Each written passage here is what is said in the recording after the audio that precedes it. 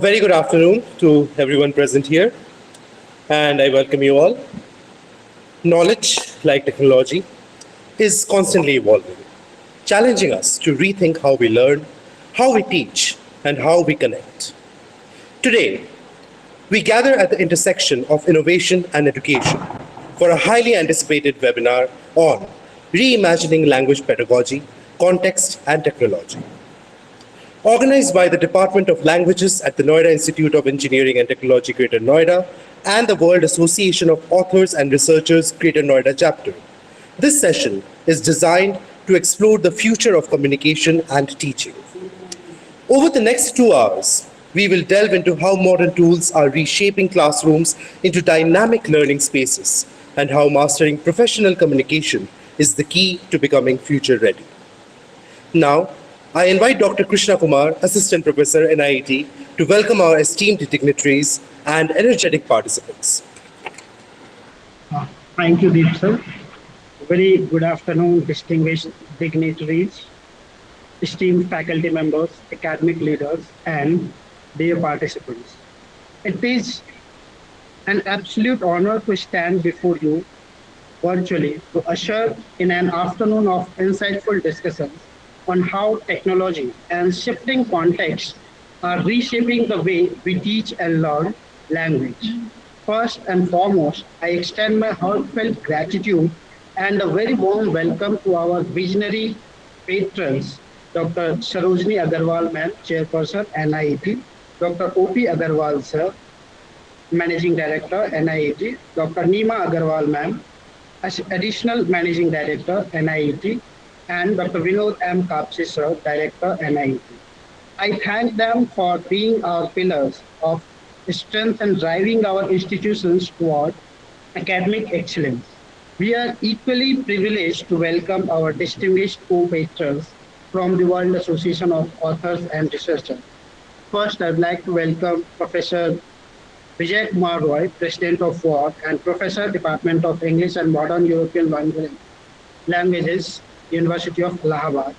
Second, we have Dr. Manish Kumar sir, Secretary of WARD and Assistant Professor and Head Department of English, PRPS College, who is present with us. Then we have Dr. Yugeshwar Shah sir, Treasurer of WARD and Head Department of English, CM Science College, Darbhanga. We welcome you all, sir, and appreciate your collaboration. I'm also grateful to our inspiration, Dr. Rajneesh Pandey sir, Dean First Year, Dr. Anjana Gupta ma'am, Dean of Academics, along with that, all the deans of different schools and heads of different departments of NIET. I also welcome Dr. Shilpi Saxena, Dr. Pooja Tyagi, Dr. Anjali Punghir, subject coordinators of English at different campuses of NIET. Along with that, I also welcome Dr. Nidhi Mehta ma'am, Coordinator Training and Placement State. Dear participants, today we are fortunate to have two exceptionally qualified experts from the Department of Languages, NIET, as a resource person. A very warm welcome to Professor Ghazala Naaz ma'am, Professor and Head, Department of Languages, NIET, who will be enlightening us on the topic from lectures to learning lab. In the same queue, I welcome Dr. Yusuf Mehdi sir, Associate Professor and Deputy Head, who will guide us through his talk titled Professional Communication for Job Readiness. Likewise, I would like to welcome and commendation to the team leading this initiative. Our co-conveners, Dr. Rijwan Basri sir, Mr. Vishal Kumar sir, Assistant Professor, NIET, our organizing secretary, Dr. Sonika Kumari, Assistant Professor, NIET, and the dedicated members, Mr. Akash Pandey, Mr. Deep Jyoti Roy, Ms. Vinita Rai, and Ms. Ritan Sinha. Thank you for your tireless efforts putting this timely webinar together. Finally, a grand welcome to the heartbeat of this webinar, our participants. Whether you are a faculty member looking to innovate your classroom, a research scholar diving deep into modern pedagogy, or a postgraduate or undergraduate student eager to enhance your job readiness, your presence here is highly commendable. Language is the bridge to human connection, and in this digital era, reimagining how we teach is more crucial than ever. I'm confident that the next 2 hours will be intellectually stimulating and incredibly enriching for all of us. Thank you all for joining us. I wish you all a highly productive and engaging learning experience. Welcome once again. Let me slightly brief you about NIET, Noida Institute of Engineering and Technology, which was established in 2001 under the affiliation of Abdul Kalam Technological University. It is the first autonomous institute of Greater Noida, and it has been accredited by NAT, NBA, and NIRF, where it holds a reputed rank. And our alumni are placed in top companies like Google, Amazon, KPMG, Genpact, L&T, etc. For more information, you can visit the website. The link is mentioned in the brochure. Thank you thank you once again, and welcome. Thank you, Dr. Kumar. I am sure everyone here really understands the zeal with which you have come forward for us today with this wonderful project. Now, I invite Dr. Manish Kumar, Secretary, WAAR and HOD, DOE, PRPS College, Barbiga, to tell us a bit more about the World Association of Authors and Researchers. If you would please, sir. Respected director, sir, the principals, HODs, the organizer of this event, all the scholars, participants. A very good afternoon from the side of World Association of Authors and Researchers.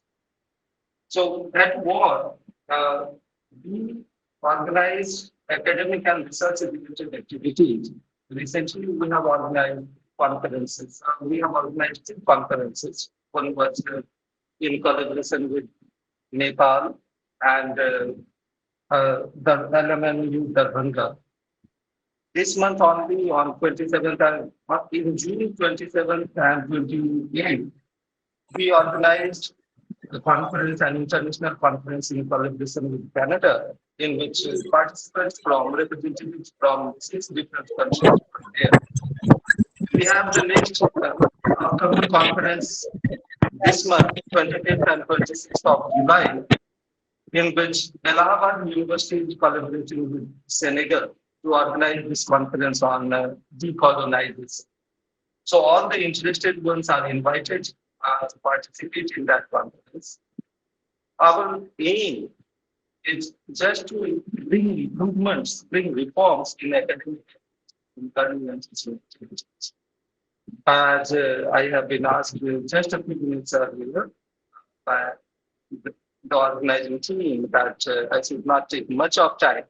So with this, I extend my warm message to the organizer for organizing such intellectual, such academic events.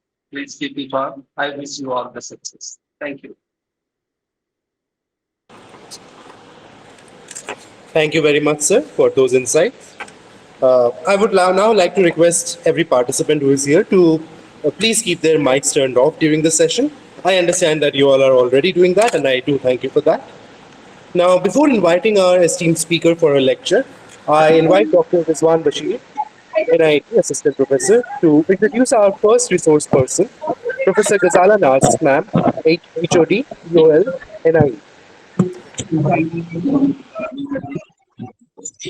Thank you, sir. Good afternoon, everyone. It's an honor and privilege to introduce our esteemed resource person, Dr. Ghazala Naaz, Professor and Head, Department of English, School of Humanities and Applied Sciences, Noida Institute of Engineering and Technology, Greater Noida. With over 32 years of distinguished academic experience, Dr. Naaz has devoted her career to the teaching of English language and literature, teacher education, and the evolution of language pedagogy in response to changing educational needs. She earned her PhD from Patna University and began her academic journey at Patna University and Magad University before joining NIET in 2008.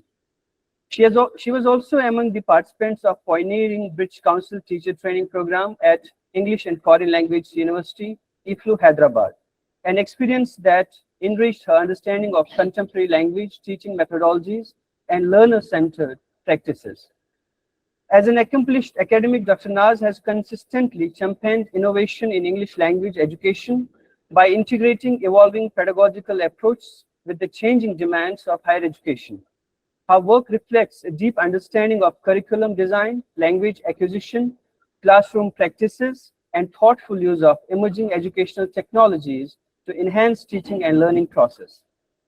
Dr. Naaz is a distinguished scholar and creative writer. She has authored numerous books, research publications, short stories, and poetry collections, and has delivered invited lectures and keynote addresses in several countries, which reflect her wide recognition of her academic work. She has also served as member of Board of Studies for AKTU and colleges under the University of Delhi. She has also contributed to the editorial boards of several academic journals and literary publications. Dr. Naaz's academic journey is marked by intellectual depth, educational leadership, and an unwavering commitment to shaping the future of English language education. Please join me in extending a warm and heartfelt welcome to Dr. Ghazala Naaz. We are honored to have her with us today and eagerly look forward to benefiting from her rich knowledge and experience. Over to Dr. Ghazala Naaz. Thank you. Thank you so much, Rizwan sir, for that very, very, bloated introduction. Good afternoon, everyone. It is such a pleasure to be here with you today as we explore a challenge that lies at the very heart of our profession. How do we guide our students towards true linguistic fluency and global professional readiness? Let me begin by thanking the World Association of Authors and Researchers, especially Dr. Manish Kumar, the Secretary of War, who was with us right now. And I would also acknowledge here the role of Dr. Krishna Kumar, Assistant Professor, Department of Languages, as I was just commenting, that he took this on a war footing. And really from its inception, the idea from its inception, it has been a seamless affair right today till, we are actually in this. So a round of applause for him. Let's begin with the history of language teaching. Communicative language teaching is not something new. It has been now almost with us, the idea to birth 50 years back. And language for communication, that was, before this, language was taught through largely the grammar translation method. So that is how many of us, most of us in fact, have learned English language. We first learn things like conjugate the verb, parse the sentence, all the parts of speech, etc. But teachers struggled with how to make lessons truly communicative. That is what in the 80s and 90s, as most of you would know, led to task-based language teaching. Now, communicating, task-based language teaching, communication is important. Communicating meaning comes first. And this led to experiential tasks. Grammar is only taught as and when needed. So the core idea is that the old method has been learn grammar and hope to use it in future. However, TBLT, or the most modern method of, what we're following at NIET, is task-supported, not based, task-supported language teaching. That is, do a real task, actually what you would be needing, notice the grammar, and learn in context. So basically, that is the difference in both these types of teaching. So that was an introduction. And I would like to tell you right at the onset that I'm no expert. Like every one of us, I'm learning, and I'm a very enthusiastic learner. I'm sure there'll be so much to learn from every one of you who are attending here.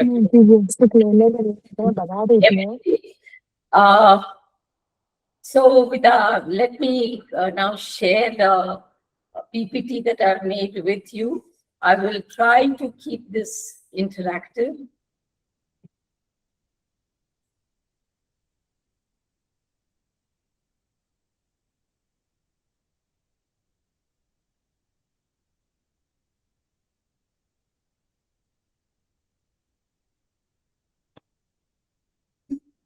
All right. So you can see the title slide there. Let's begin by imagining an actual traditional language classroom. Close your eyes. What are you looking at? A rows of desks, a blackboard covered in verb conjugations, and a single dominant voice. Whose? The teachers. The students are silent, copying notes, and that is your classroom. Now shatter that image. Step into a learning lab.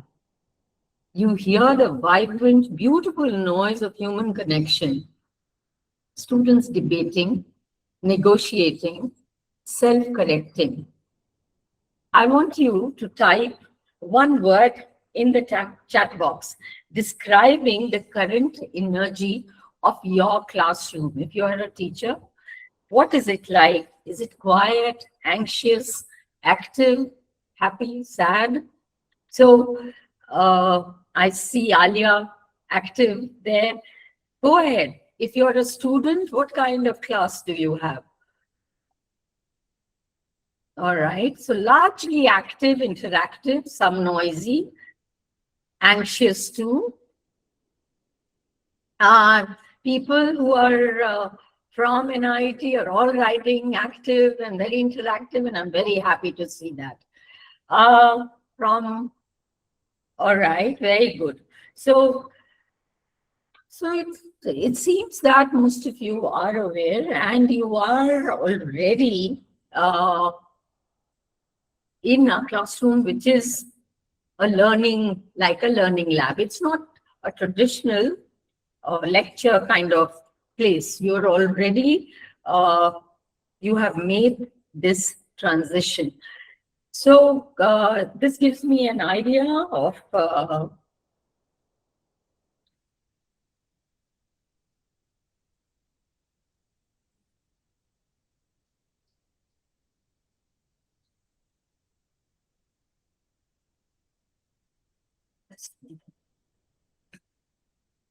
all right, so you can see the tale of two classrooms here, moving away from the traditional, heavy, classic sage on the stage model to a dynamic, experiential learning lab environment.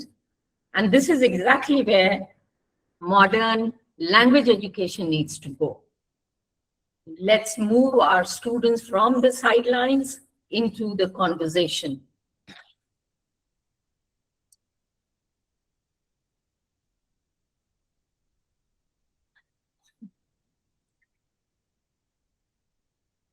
All right.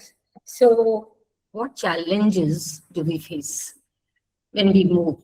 Now here, I would like to tell you of the major challenges that we were facing here at NIET. We also had those lecture-based classes when I joined here almost 2 decades back. A very theoretical syllabus, though we were supposedly the outcome had to be that the students were ready to communicate, ready, with all LSRW, etc. But what we were encouraging in class, and that is what the syllabus was designed to be, the examinations, rote learning, theory. There were time constraints too. And the real issue, linguistic fluency, was getting lost in all of it. So you can see here that there is the passive retention trap, the illusion of competence. Tell me, have you ever had a student, like we've been this sage on the stage, either we've seen our teachers or we ourselves have been for decades, yet how many times have we seen a student score an A or a 90%, whatever it is, on an actual test of English based on grammar or some writing assignment, but completely freeze when it comes actually introducing. Yes? Oh, somebody has a mic open, that's okay. So I can ignore that. So have you come across a student who has, scored, who scores very well, but totally freezes up? So actually, I would say many a times, there are so many students that we have, and I can see Annapurna, they're saying that that's true, and so many yeses. So it happens all the time.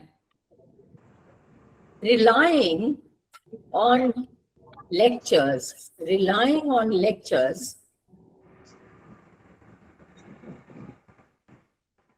So you can see that these are the core problems. We cannot lecture something into fluency. It is language competence is a skill. It is not an academic subject. That is how it is considered, to be a subject, but it is a skill. Like swimming or driving, we keep telling our students that you have to get in the water or on the driving seat. You cannot learn it from a book. So the skill has to be, so there has to be this paradigm shift from the lecture to the learning lab. And these are some of the important issues that come into play. We know that lectures are input-driven, they're teacher-centric, textbook-based largely. Student time is limited to isolated questions and answers and error-focused, whereas active learning lab is output-oriented. The guide is on the side. It is task-based or TBLT, or learner-centric, dynamic group negotiations. So 75, in fact, I'll go on and say 80%. And fluency first, so we ignore the errors. That has been debated a lot, and we are going to talk about it. That how much, it's a fine line, and how much of error correction and fluency. Why is it important to ignore errors a little and focus more on fluency? Now,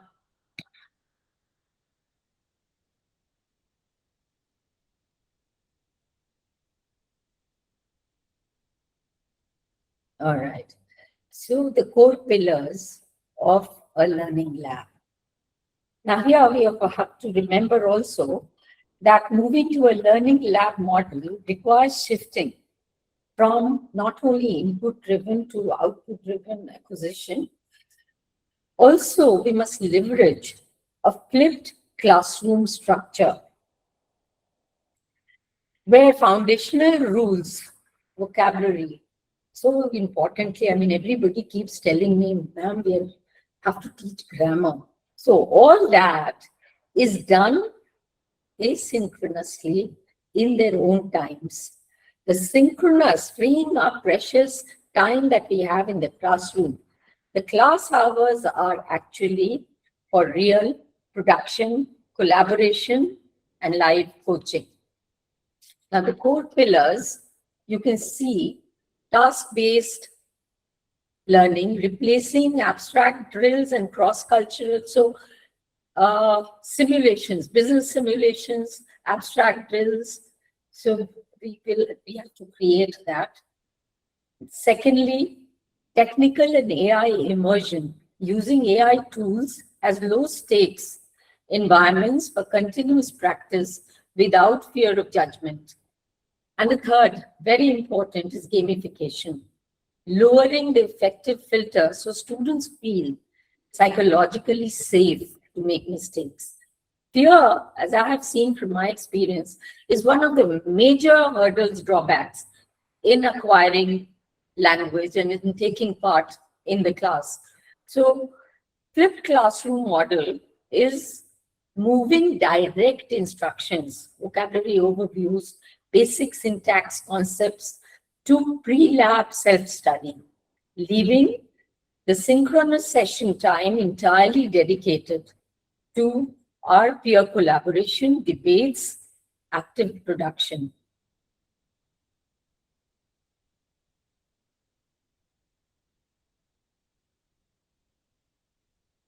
All right.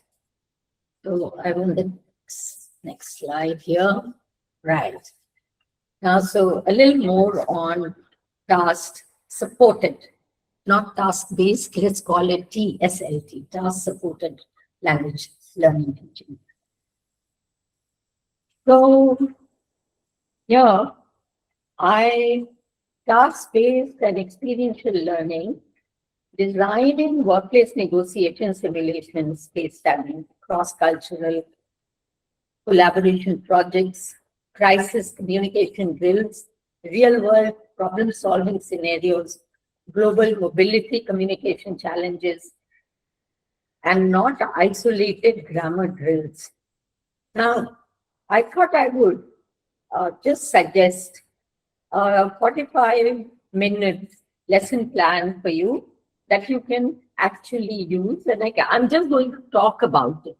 Now, here I am, kind of the level would be, say, A2, B1. I'm sure all of you are aware with the CEFR language scores. If not, you can find that about it later.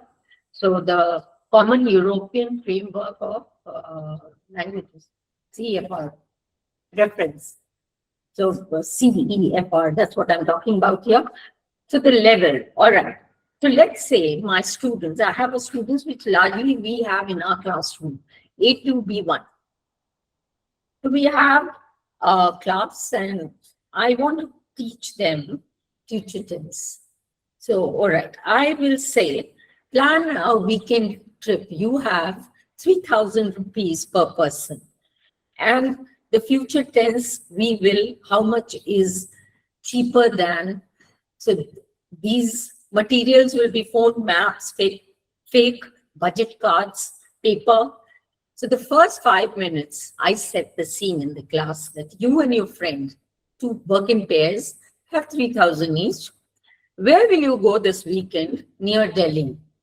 Now this, you must include food, travel, and one fun thing to do. And I can show them 3 pictures of maybe Rishikesh, Agra, Jaipur, get them thinking. Now here, there is no grammar correction, no grammar is introduced. 20 minutes for the next cycle, they do that task. And while they're doing it in pairs, the teacher's moving around and seeing where they can help or listening in to just check that the language stays English largely. Now, the rules are stay under 3,000, decide the transport, 1 place to stay, 2 meals, and 1 activity. Now, then the next task is write 5 sentences. And they start writing that we will go to this place, we will take a bus, whatever. Teacher floats around. If they have written, we go to, don't correct it to he goes to, yes. Just ask at this time, how much, what time. So keep them talking. Fluency here is more important than accuracy. The planning and reporting then can take 10 minutes where they come up, some of them, and they tell the class, we will go to Agra, we will see the Taj Mahal. Now, while they're doing that, you can either on the board or somewhere note sentences that have errors in them. Last, pull the grammar. So that is, you pull the grammar out from what they have said. You write on the board, we go Agra tomorrow. A better way of saying this is, we will go to Agra tomorrow. So instead of pointing out to particular students that this is wrong, what we do is make it generalized. And this is TBLT. This is an example of TBLT. Why? And why is it not a regular class? Because the task was first, they saw the real problems before seeing grammar rules, number one. Number two, meaning first. If one student said, pass 500, you still understood them. So the meaning is there. You can correct the grammar later. And they leave a useful output. They leave with an actual trip plan plus language that they're going to use. So higher levels, we can make more conflict. More conflict makes it harder. Like you can say that plan the trip, but 3 people, and out of which 1 person hates to travel, 1 is a vegetarian, 1 wants adventure. More conflict, there'll be more language, and your standard goes up. So it's not very difficult to plan these TBLT classes based on actual immersive experiences. All right. Now, the second pillar, AI-driven immersion. So AI, augmented immersion we're talking about, integrating modern tools, not as gimmicks, but as an extension of the teacher. AI voice assistants, pronunciation diagnostics, automated food feedback loops provide immediate judgment-free corrections. We have language labs, of course, and very good software support. It supports AI, driven immersion. But there are websites which you can find out, and that word keeps coming up, scaffolding, adaptive. So scaffolding is something that we need constantly. I could give you an example from bicycling. When these youngsters start to learn cycling, we have those 2 small wheels running on the side so that they learn how to balance. And then later, when they are experts at it, those wheels are removed. So that is exactly what scaffolding is in language teaching. We support till they have learned, till your students have learned to go on their own, to be on their own and can use language skillfully. And then those scaffoldings are removed. Even this, practicing tools, that's scaffolding. Because they'll be immediately, if you ask your students to come up in the front of the class and start to speak, the challenge is a little too much for someone who has not done that before and is not used to doing it. So in tools, they learn a little bit of language. You can go around, support it, and then they come up. So that is scaffolding. And then later they get, and they are equipped enough, and you feel your students are good enough to come up and speak on their own, you can remove that part of it. Now, the third pillar, gamified fluency.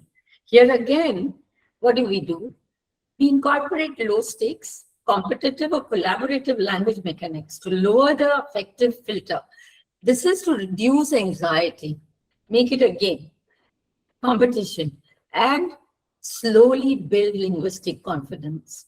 So here's a 45-minute again TSLT lesson plan on job interviews, which we are all the time doing for again the A2, B1 level. Now, your task is to land a job that you give to the students, is to land a job in a 5-minute interview. Some target language as a scaffolding is given to them. I have experience in, I'm good at, I worked at, why should we hire you? So there are job ad cards, there are role cards and timer. Now you can make it very interesting by giving them different challenges of different jobs. that you say that here's one job, customer service at a cafe in Delhi, salary is 25,000. Show them a simple job advertisement which requires good English, weekend availability, team play. This can be changed according to whatever they're going to work as. Okay. Then vocabulary also could be added as scaffolding, depending on the level of your students. I would say A2 level, CV, resume, experience, skills, salary, shift, all these words can be given to them, but no grammar drilling yet. Then the goal is make the students care about getting the job. So the task cycle is that first 20 minutes, they do the interview, again in pairs. One person is an interviewer, the other is the interviewee. The interviewer gets questions like, 5 questions. Tell me about yourself. Do you have experience? Can you work weekends? What are your strengths? Why should I hire you? Candidates, the interviewees get a roll card. You worked 1 year in Domino's, so they have some experience. You have free weekends, and your quality is you're patient. Now, rules are 5 minutes interview. Interviewer has to decide at the end, hire or no hire, not hired at the end. Teacher's role is don't stop for mistakes, just listen. If they freeze, try to feed them. Try, just say, try, I worked at. Then switch roles, switch the job. One thing that I found is that's very important is constantly keep changing. Otherwise, the same things repeated, it becomes repetitive, monotonous. Your students are not going to pay attention. So you have to work a little to give them challenges, which changes during the classroom. Now, at the end, you can ask some of them to come up and pitch for themselves because they've already learned. And then the class votes who's hired, who's not hired. So this is kind of, gamified, not only fluency, but how do they perform in an interview. All our topics can be similarly, we have to think, but the thing is that we have to be very creative. So I come to the next part from there, that this is the teacher, the educator's evolution as a coach. Number one is, of course, we are relinquishing control. We feel so good about that dais and standing up on it and total control of the class. So, which reminds me of an anecdote from my days, early days as a teacher. The use of will and shall, I had some doubts about that because I knew where what is used, but why was the question. And I asked a very senior English teacher of how do I go about telling the students that this is what it is, though we don't have rules of grammar. So what he had to tell me was stand before the class and tell them it is so because I've said so. So that is control. We can't do that anymore. The nature of our students has also changed. So we step down from the stage and become experienced architects. So we are linguistic coaches, but we have to create these experiences for them, and that whole, plan and create it, all that in our classrooms. So that is a real challenge. And all the other requirements there are in a nutshell for you, that adaptive real-time feedback. I'll be talking about the feedback a little. Accuracy with fluency. We can't let them go from the class without having learned that they have made a mistake. But we have to be very sensitive in how we correct them because we don't want them to freeze. Student confidence is very important. And the communicative flow, fluency is what we are looking at here. Now, one very important thing that on and off we have to keep our eyes on, and I keep emphasizing that the time taken up in a class by a teacher should not be more than 20%. You can see here the student ratio. Direct student speaking time in a traditional lecture hall was never more than 15%. Actually, what 15%? It wasn't even more than 5%. I remember our lectures. We could totally go through it sleeping, and nobody would notice if we were sleeping with our eyes open. You would agree with me. The flipped classroom model also, okay, it increases to 45%. But an experiential learning lab, the students should be talking and should be presenting and should take the center stage for 80% of the time. The teacher only for 20%, the rest of the time, I should say the linguistic coach is on the sidelines, watching, encouraging, motivating, keeping an eye. So how do we do this? Actually, this, from my personal experience, I have found that this is the most difficult transition of letting students take center stage totally. I mean, inevitably, I personally end up talking too much in the class, as I'm doing now. All right. So that is a standard 60-minute learning lab. And you can see this is how, in a synchronous session, you should allocate time. Contact time for active learning. And you can see that on the slide. And how much is peer collaboration, how much is guided teacher coaching, and what are the time given for interactive AI scaffolding. Not much, 20% of it. All right. So go on to the next slide. And all the pitfalls, the problems. So here we have two case scenarios. You can see, this student and others who have their eyes glued to the books, not looking at the teacher. So say you have allocated a task.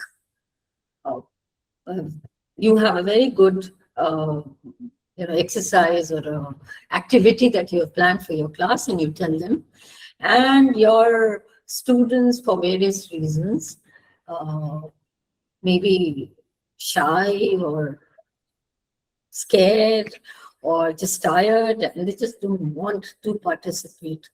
So what do? There is another extreme that I've put here. That is the runaway lab. Sometimes we have the too excited, and there's a mayhem. Everybody is active, and but they are not conversing in the linguistic, the language that you want them to converse in. They probably switched over to their mother tongues, Hindi in this case. And also, they're not keeping to the activity as you've given them. How do you control such a class without actually having to shout at them and punish the class? Because we want them to feel free in the classroom. So choose your adventure. Which should we discuss, A or B? Where is your problem? Let me see you type. Just type A or B. So I'm going to, all right. So that is very nice. Asha, Ghazala, that you have a class which is so energetic. On the other side, okay. So that how do we control a class that is so energetic without really scolding them? Okay, many of you have, all of you, Nandini, Aviharsh, all of you seem to be having very energetic, active students. were all, you more, so you have, most of the time you have the runaway class. Why is it happening? Is it because there are too many people in your classes? Ordinarily, a learning lab should not have more than 20 to a class. I know that we are saddled with 50, 60, 70 students in one class. That really is not a learning lab. It's a the traditional classroom where we have so many students. Ideally, we should not have more than 20, under 30 upper limit, and the seating has to be such that they're facing each other and not in rows looking up at the sage on the stage. So maybe your reason is because, it is that. However, one of the ways in which one can control case B is by setting a task in which they have to come back, report every 5 minutes. So there is, that the span is not long, where they have too much time.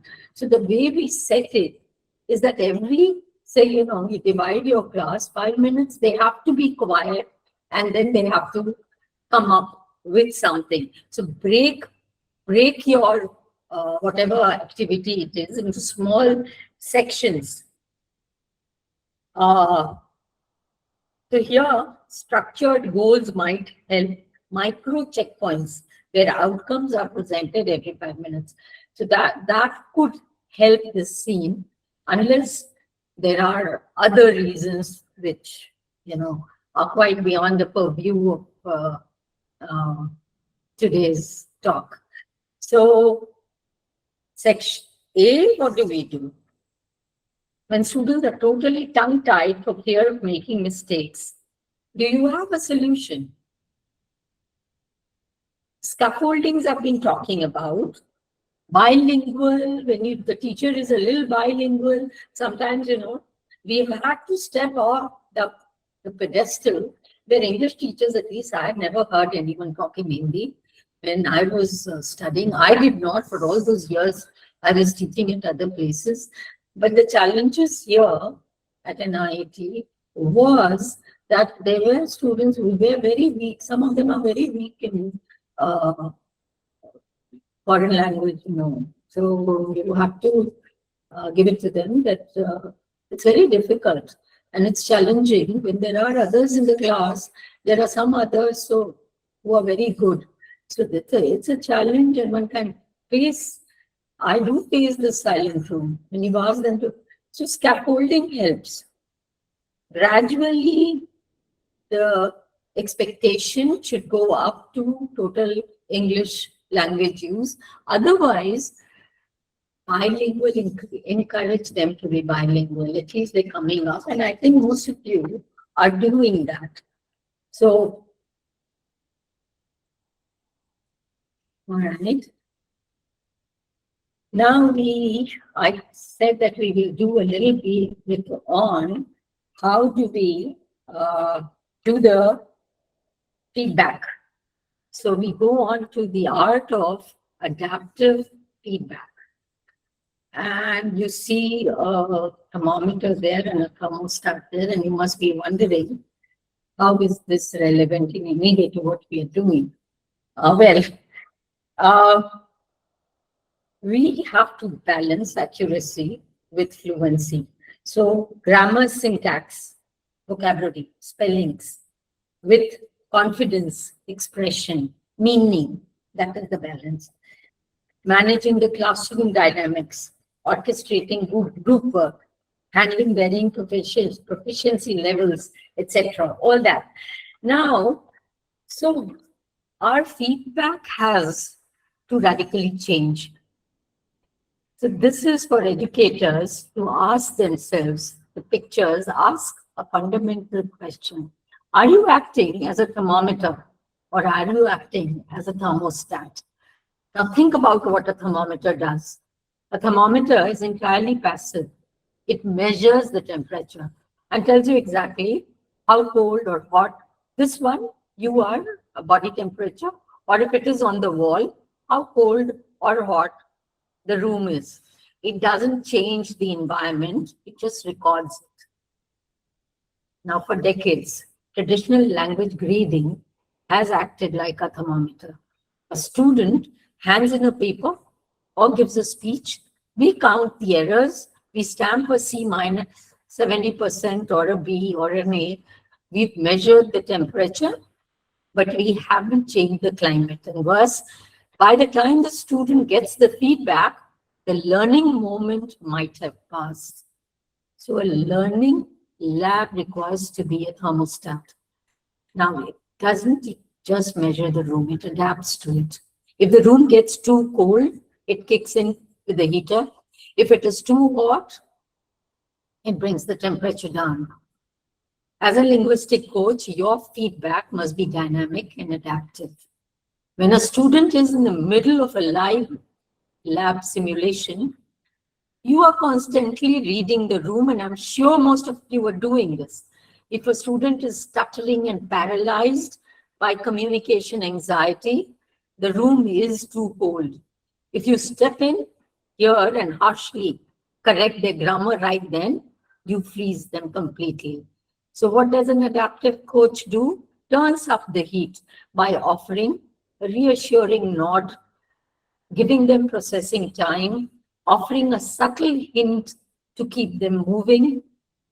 Conversely, if a student is fluent but racing ahead with systemic errors that are breaking down communication, you adjust the dial. You step in with a quick recast, implicit correction that models the right syntax without making them feel defensive. So you don't point out that you were wrong, but yes, what were you saying that you, and you repeat the sentence correctly. So our work in a language lab is not to passively log errors. Our goal is to dynamically regulate the environment so that every student stays in the optimal zone for language acquisition, a zone of high challenge, but absolute psychological safety. Now, how have I made these adaptations, and how do I keep making it, and how do I encourage all of us to keep making small changes in this shift from the traditional ways of teaching to a learning lab? So here is a Monday morning checklist for you, and these are just some practical suggestions that we could adapt. So there are very small incremental steps, and you can immediately implement it in your class. I don't exactly know what kind of classes everyone has. So if you have a traditional classroom, a lecture-based teaching platform, you don't need to change it drastically. You don't need millions in technical infrastructure to build a lab.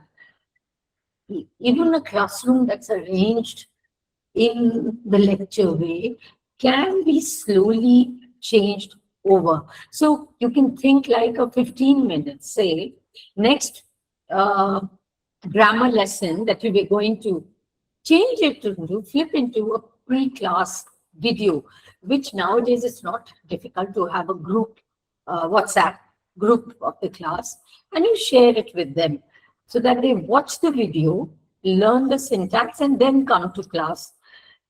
One worksheet, you could redesign it into a 2-person negotiation task. Final 10 minutes of class, you can just say that this will be, I will stop talking 10 minutes before and dedicate this to student production. They will tell me what they have, their key takeaway from the class. So these small changes can yield massive engagement. So I think we will be coming now to the end, concluding here. And before we have been, I've tried not to discuss abstract theories with you, And we have looked at a concrete blueprint of this transformation from lecture to a learning lab. We have, designed. I would have much rather have, been actually physically present with you. A webinar does have its drawbacks. So, but design-based, these simulations, how to manage a loud and active classroom, Monday morning checklist here, how to turn an ordinary classroom into a lab, learning lab, even with limited resources. So we have been discussing all that. Our transforming our pedagogy isn't just about teaching the languages better. It's about preparing our students for holistic, real-world expression. It is about empowering them with global professional readiness and holistic expressions. Thank you for your time and your dedication to fostering global confidence and communicative mastery. Let's open up the floor for your questions, challenges, insights. So,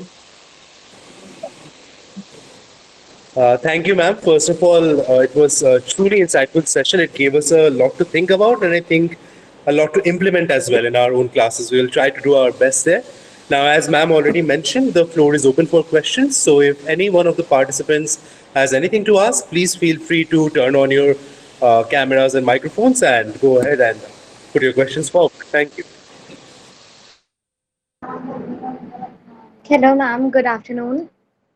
yeah. Ma'am, actually, I have two questions. One from the teacher's point of view and another from the student's point of view.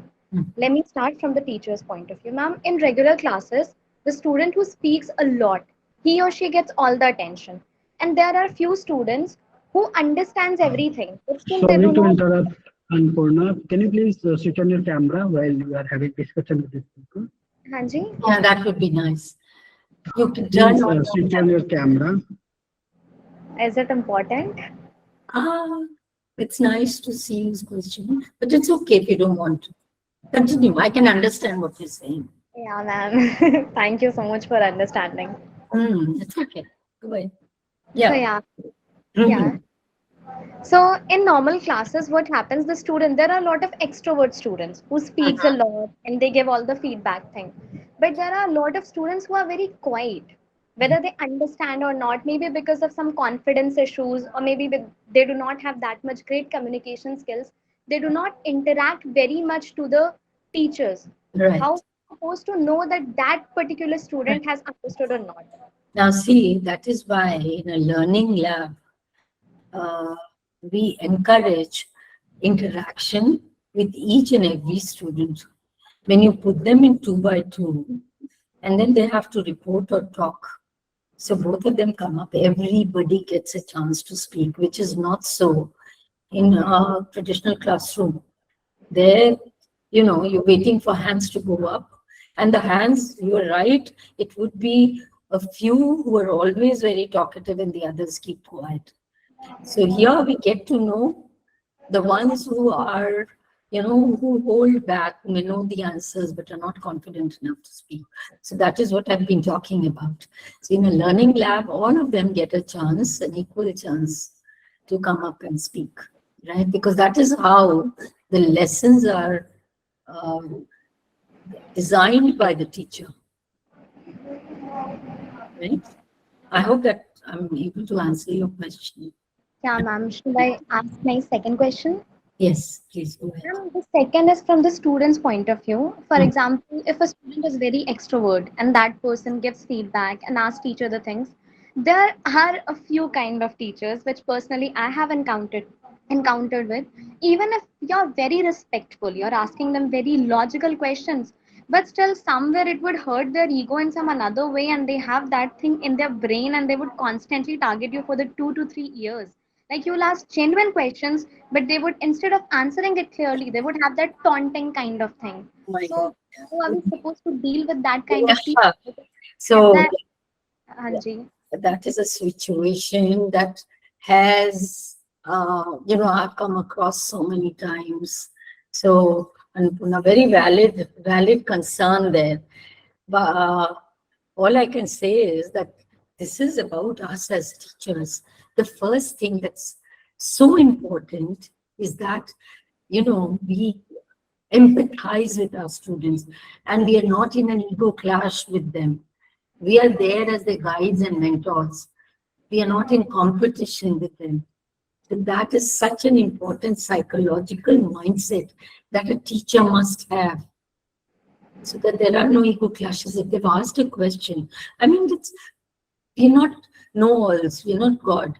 So we say that, if we know the answer, we try best to answer. If we don't, it's perfectly all right to say that I'll find out. It's a question, I'll find out and get back to you, and then find out and get back. I have done that, and it is not that students stop respecting a person. This generation also is very different now. I had thought I would talk to you about, generally bring that up during my, but could you raised a question which brings me back to how this generation is very different. They are very active, they like to take part, but fragile egos and sensitive, bunch of youngsters we have. Also, they're very, so their confidence is also very fragile, and we have to be, as teachers, we have to be very sure that even when we reprimand or, pull them up, it is about the act, not the person.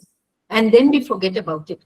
Once we've done that, for something like they're not listening to you, or some issues which may crop up, or a question that sometimes they design questions which is, with a purpose to throw the teacher off.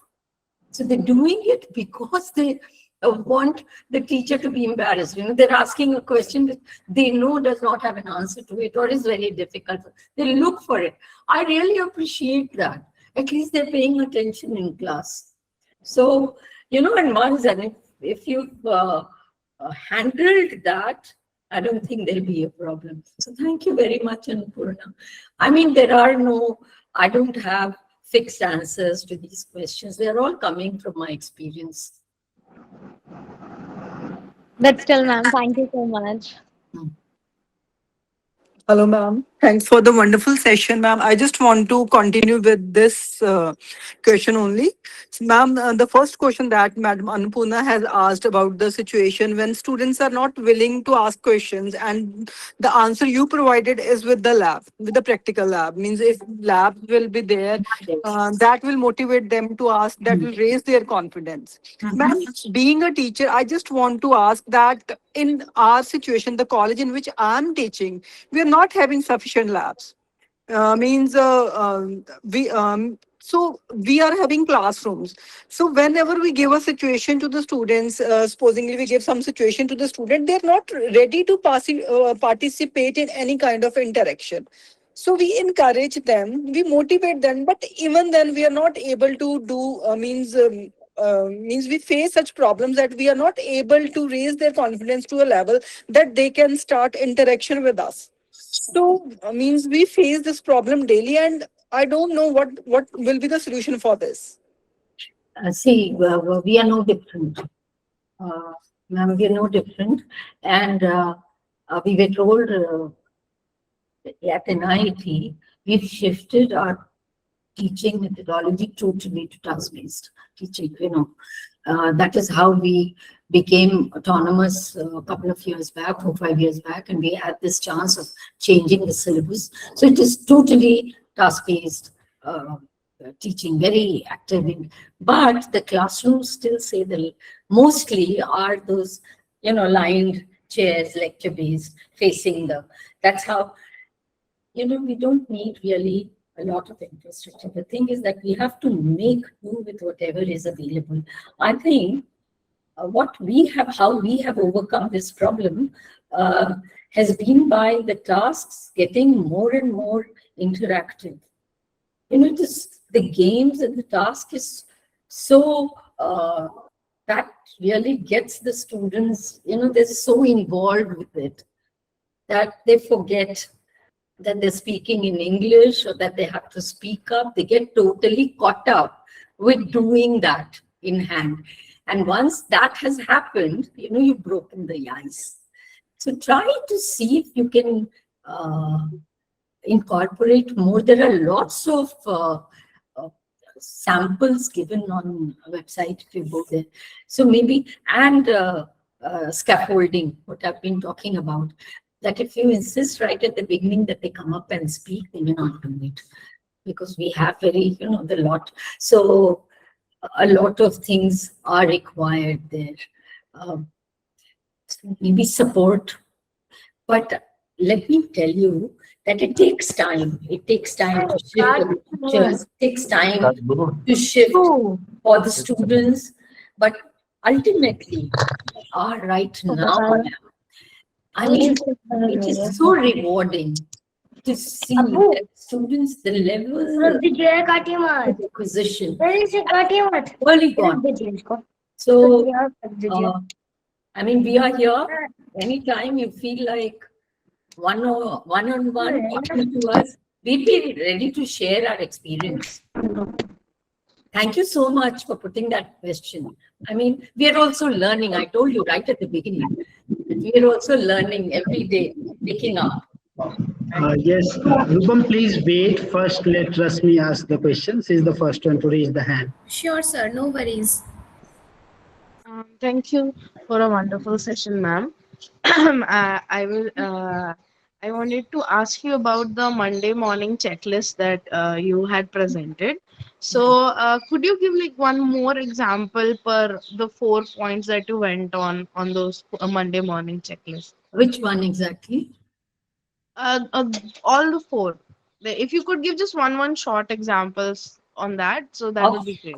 Monday morning, let me see what I had put there. Monday morning checklist. All right. Teacher-student ratio. Now see, what kind of a class will you have? In the sense of number of people? Yeah. Is it lecture-based? What kind of a syllabus are 50 you students. 50 students, one teacher. And theoretical? Sorry? Is it theoretical? You have lots of theory. It's a bit interactive. They're in the first year of their foreign language course, so it is a bit more interactive. All right. But what are you really teaching them? Like, you can give me an example of a class. One class, tell me the topic. What are you like? German grammar. I see. Okay. So, teacher to student ratio. Now, they talk more, you talk less. Are you showing them videos of actually people talking in German? Yes, sometimes, but that's less. Most of it is just discussing texts. So role plays. Yeah. So keep introducing things in your class little by little where your students are talking and you are not talking so much. That is what I mean by teacher to student. One passive explanation, change it, So you keep reducing slowly. Totally, if you are, if I'm used to speaking for most of 90% of the class time, then changing it to just speaking for 10% of the class time and leaving 90%, no, it won't happen overnight. So what that means is little changes every time.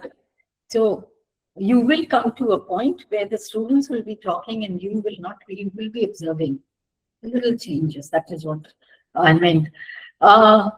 Flip one core grammar concept, that is a syntax lesson. I mean, in German, you're teaching them.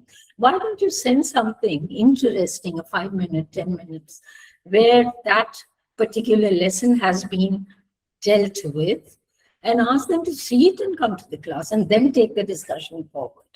That all right, there was this where this person was asking, just an example, for directions in German. And now in class, who's going to volunteer to come up here and I will give you the place where you have to go. And this person will in German guide you. So scaffolds, I've been talking about it, support. Don't expect them to perform with the vocabulary, etc. Give them a lot of support till you can remove it and they can cycle on their own. Right? That is scaffolding. So it depends on what your lesson is and how much of it can you perform. I mean, the lazy teacher will put up a board and say that now do that. But we have to be different. So, we have to think of how much of, maybe, like in German, you want them to learn some vocabulary. So you have the sentences there and they're just picking up that vocabulary. So scaffolding are the sentences. They're already, you've provided them a lot of things and then they're just doing a little bit. Then it can get more and more difficult as you go along. And you keep removing those support. You keep removing it. Okay. Right. Thank you, ma'am. Dear participants, please be quick in your question and be brief. We have limitation of time. We'll take 2 more questions. That's it.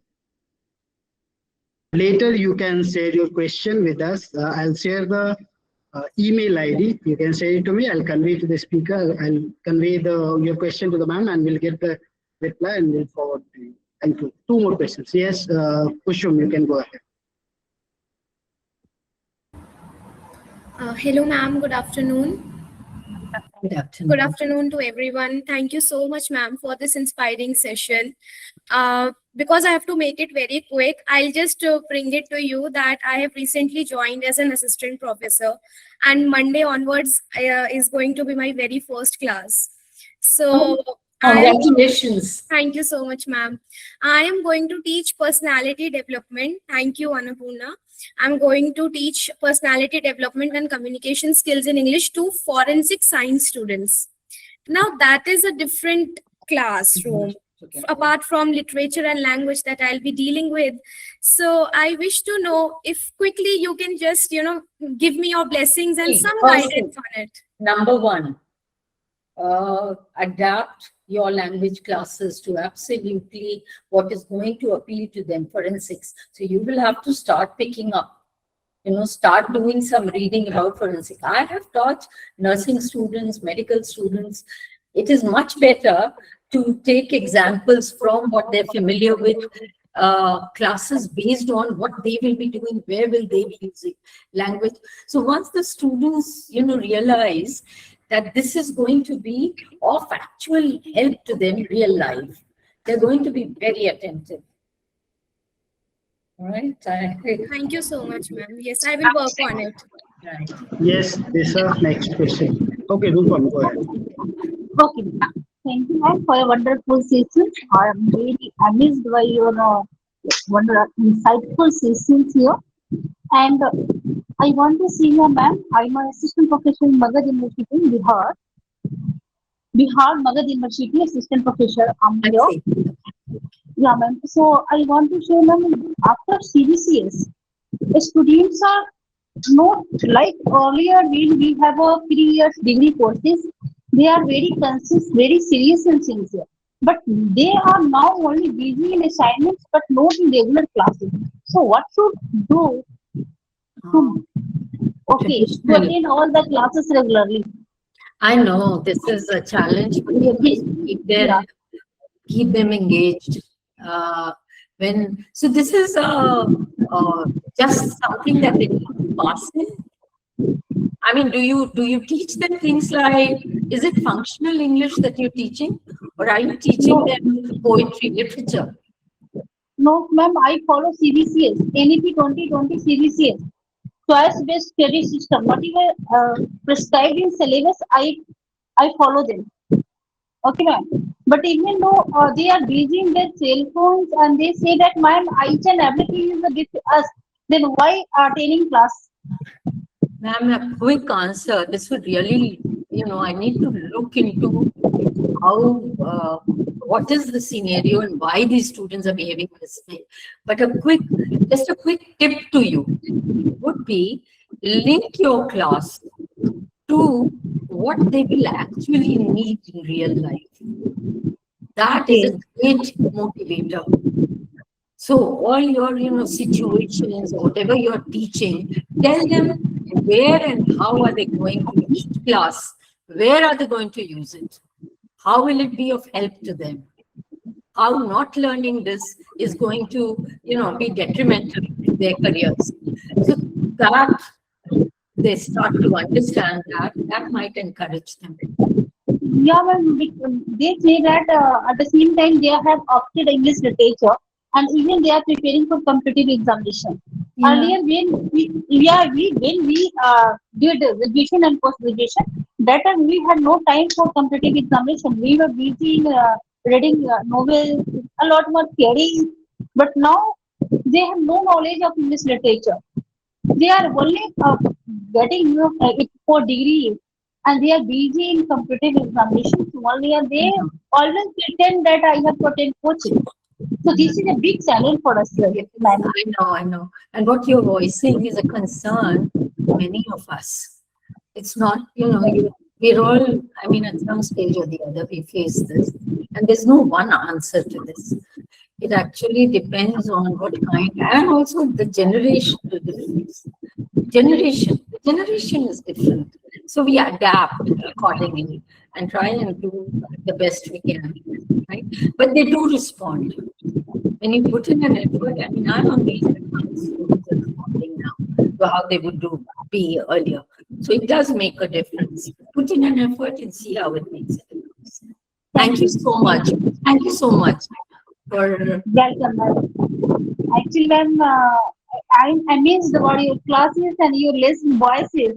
And I thought that maybe there is solution for this question. Because when I did FIP, even I asked I did FIP for BHU.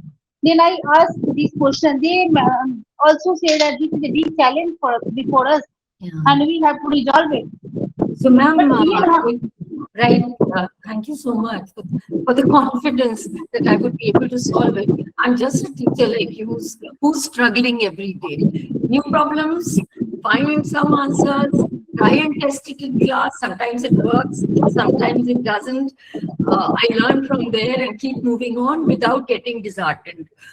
So, you will also, I'm sure you're trying so many things. So we can collaboratively, we can help each other out. But I don't think we have time today. However, anytime you feel like, we could talk. And let me see what I can learn from you and what you can learn from me from our experiences. thank you, ma'am. Just I have joined, ma'am. That's why I asked. I have joined last year. So now I have not too much experience. But when I saw you, I thought that your experience will suggest me some lesson for it, give me guidance for it. That's why I asked. Thank you so much. All right. Thank you, Rupam. Participants, I know that you have questions, but I'm sorry we have English fluency. limitation time. All right. We could, we have so many of these sources, links. I can see a question there from Alia Chaudhary. If I can suggest online resources or links that can help, just type, madam, just type, how do I improve my English fluency? And you will be flooded. So just Google type that. There'll be so many, but which ones to pick up? The ones that are put out by Cambridge English or by British Council are standard and very good. There are others also which we could share with you after this. I will share it with the organizers and they could send it to you, out to everyone.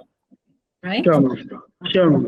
Thank you, ma'am. Thank you. Okay, dear participants, we can't take any more questions. We are running short of time. It is almost 3:05. So,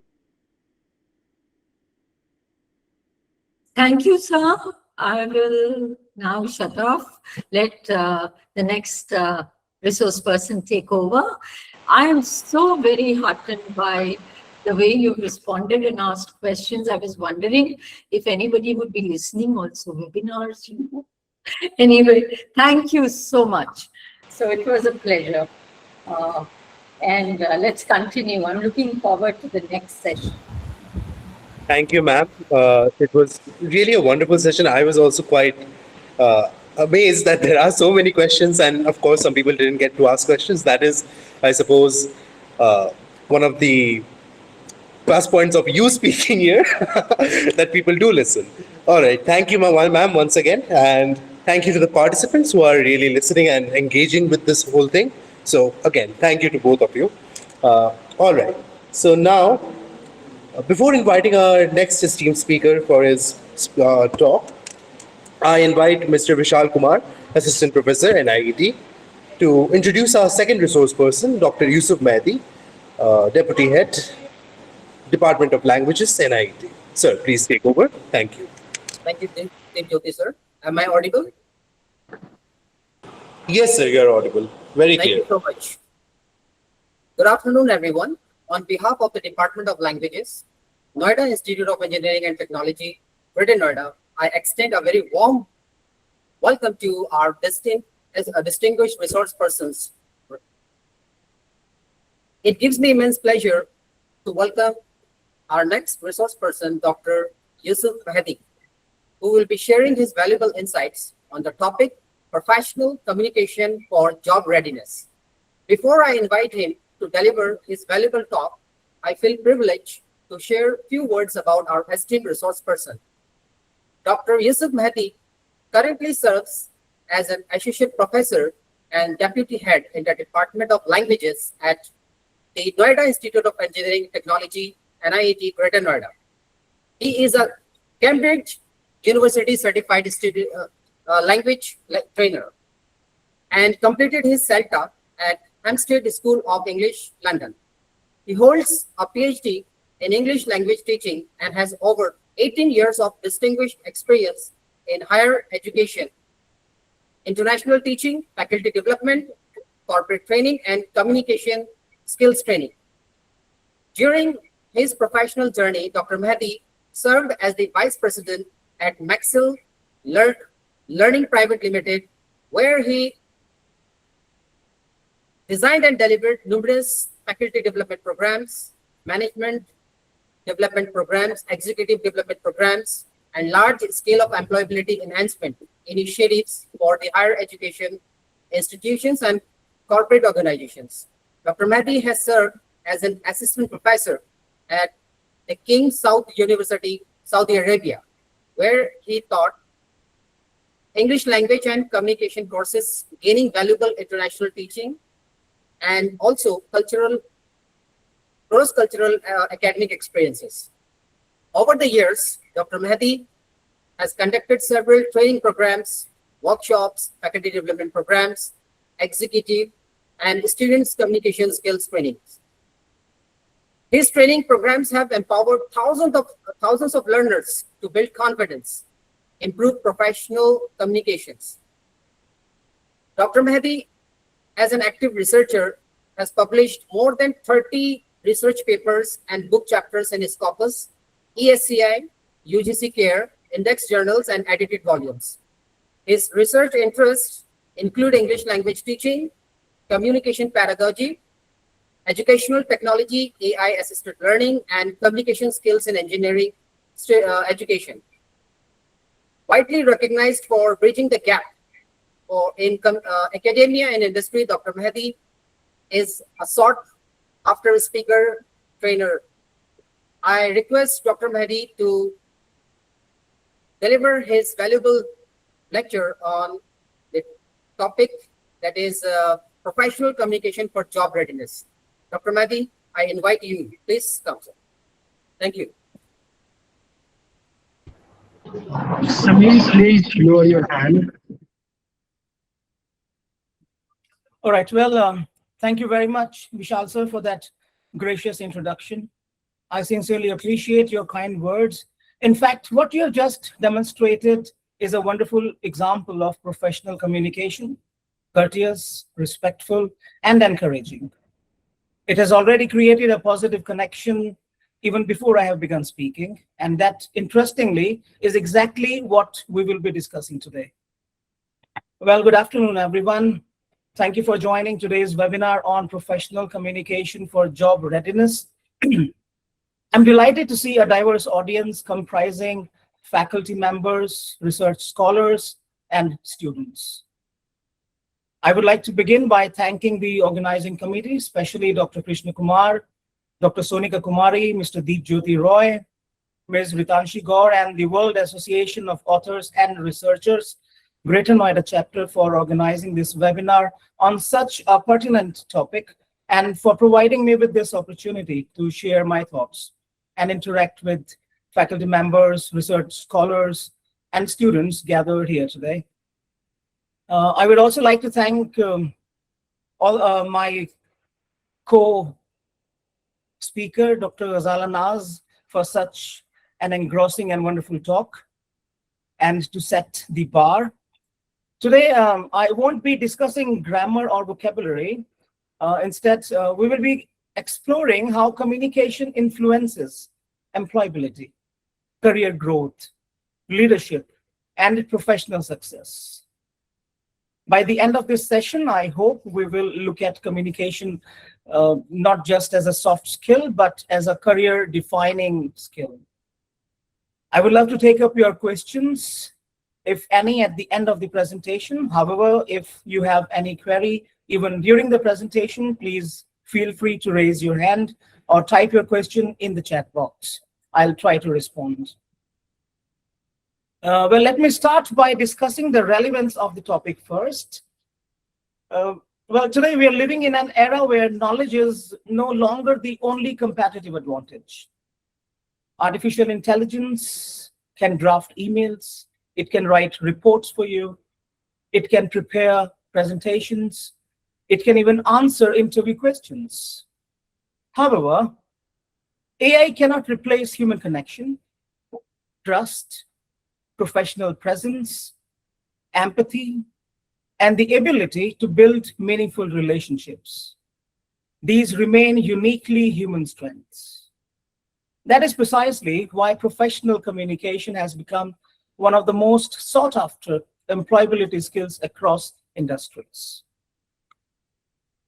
Employers today are not merely looking for graduates with technical knowledge, they are looking for professionals who can communicate ideas clearly, collaborate effectively, lead teams, solve problems, and represent their organizations with confidence and integrity.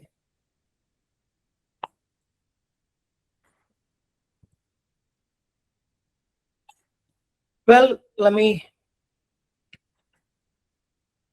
just move on. So these are the topics that I will be covering in next 40-45 minutes. We shall explore some practical yet powerful ideas like what makes professional communication different from everyday communication, why fatigue communication, often dismissed as small talk, is actually a strategic tool for building rapport and professional relationships, why the first few minutes of any professional interaction matter, the 3 languages for success, and finally, how all these elements contribute to employability workplace. When we talk about communication, my question is, can we communicate? Can communication actually be taught? Or can it only be developed through experience? What do you say? Can we really teach communication, or we can just... Yes. Yes, sir, to develop experiences and daily practices. Because we will only learn more and more, receive more and more. But if we don't do practice, then I think that we would become introvert in our communication. Right. Very, very good. Thank you, ma'am. Anybody else would like to try? Can we really teach communication? Well, I guess we don't create communicators by teaching communication. We create communicators by creating opportunities to communicate. The atmosphere, the ecosystem in the institute and classrooms must be conducive to developing effective communication skills. And then we can simply help our students to acquire. Well, let's move on. So let me first quickly discuss the basic difference between general communication and professional communication. How is professional communication different from general communication? Can you please respond? What ideas do you have? You may even post your answers in the chat box if you wish. So what I feel general communication is more of like when you're talking in normal life, like when you're having a conversation, maybe with your friends or anyone. Professional communication more of like when you're having a communication with people who are already in hierarchy, upper hierarchy than you. Yeah, more of like formal and formal kind of stuff. All right, all right. Thank you. Yes, anybody else?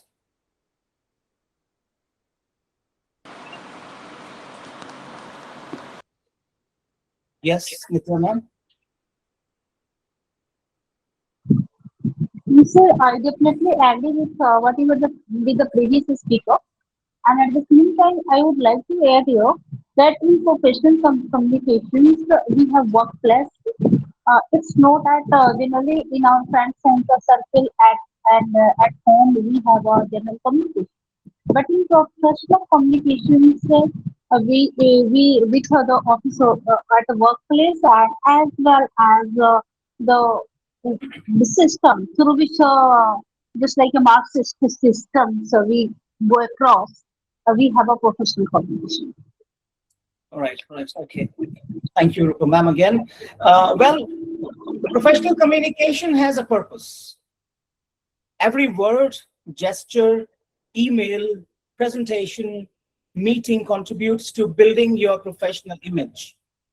It is not just about speaking, it is about communicating with clarity, credibility, courtesy, and confidence to achieve a desired outcome. So in professional communication, we have a purpose. We have an outcome to achieve. In the workplace, people don't evaluate only what you know. They also evaluate how you communicate your knowledge.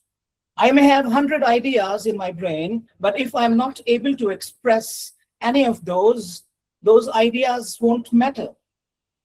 Professional communication, the other very important point about professional communication is that it follows accepted protocols, formats, etiquette, and organizational guidelines to ensure that messages are clear, objective, consistent, and professionally appropriate. In professional communication, we have to follow the formalities to minimize ambiguity, to reduce the influence of personal biases, and to ensure that information is interpreted uniformly across individuals, teams, and organizations. Because if we leave our professional communication to guesses, then there are chances that people will make wrong guesses, and then the whole system will collapse. General communication builds relationships, but professional communication builds credibility, trust, and careers. The real question is not whether you can communicate. The real question is whether your communication inspires confidence, creates trust, and opens opportunities for others. That's what communication, professional communication, is all about. General communication, I would say, answers the question, what do I want to say? And on the other hand, professional communication answers the question, how can my message be understood accurately, acted upon effectively, and remembered positively? Because I have a purpose and I have an outcome to achieve. I'm repeating this.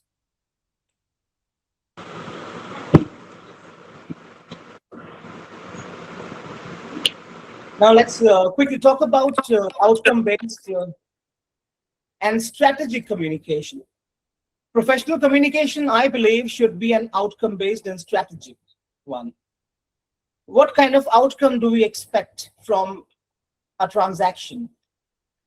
So if we are in an interview, we are expecting the outcome of getting selected. In a presentation, we want to, through our presentations, we want to influence people or we want to share information.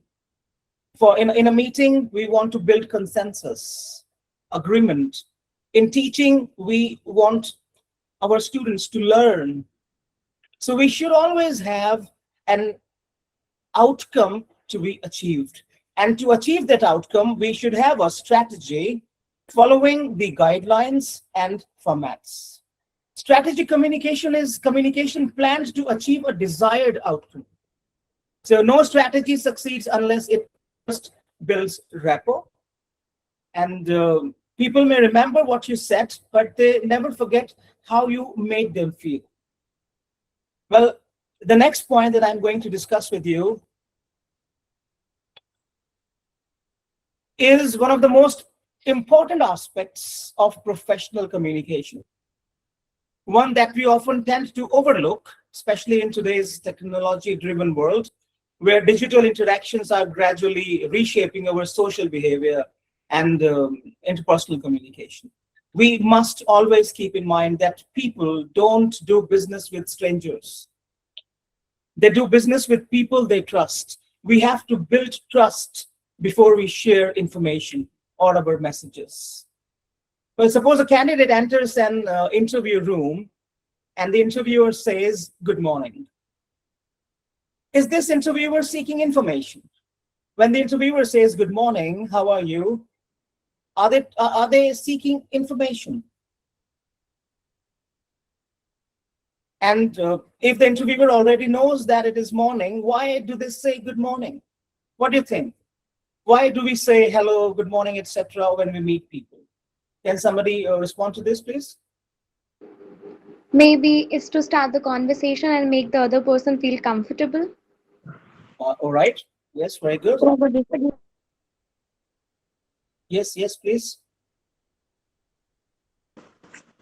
So, to know the communication skills by the other side. To know the Because when communication. you start skills, yes, sir. Because when we say good morning and take your seat, please, it means that how you respond to your not only through verbally but even non-verbally. All right. Well, absolutely right. Communication is not always about exchanging information, but about establishing a relationship also before any exchange of information takes place. To form a rapport, and the formed rapport will ensure that the exchange is meaningful. Well, just imagine you walk into the room of your director without saying, "May I come in, sir?"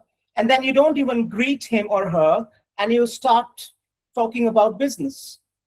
Do you think your messages will be taken in a positive way by the receiver? No, not at all. It might even offend the director, your behavior. So these seemingly insignificant expressions, "Good morning, how was your journey? Hope you're doing well. Thank you for joining us." So these expressions carry very little information, yet they create comfort, trust, and psychological safety. You start trusting people when you get to make a rapport with them. And this is called factic communication. In professional communication, people often think that technical knowledge alone determines success. In reality, relationships influence communication just as much as information does. So we have to train our students in emphatic communication too. नमस्ते sir मुझे भी कुछ question पूछना है. Yes, please, sir, go ahead. Sir सबसे पहले सबको प्रणाम.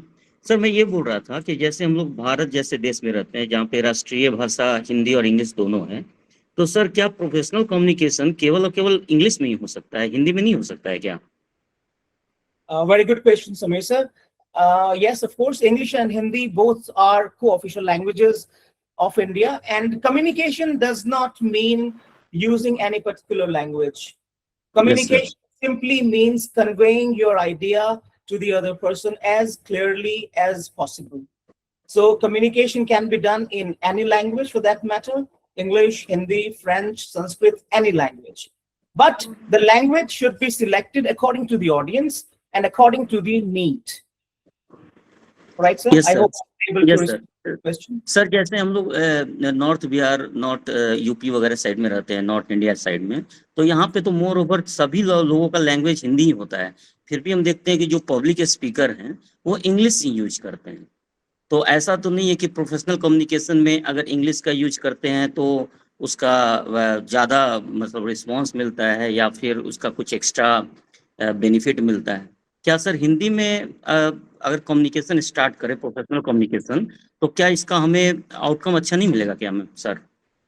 So we'll certainly get a very good outcome, even if we use Hindi or, like I said, any other language for that matter, according to the context and according to the requirement. See, sir, we are living in a very cosmopolitan world today, very Yes, sir. globalized world today. And it's a fact that we all know that English, as of now, is a link language.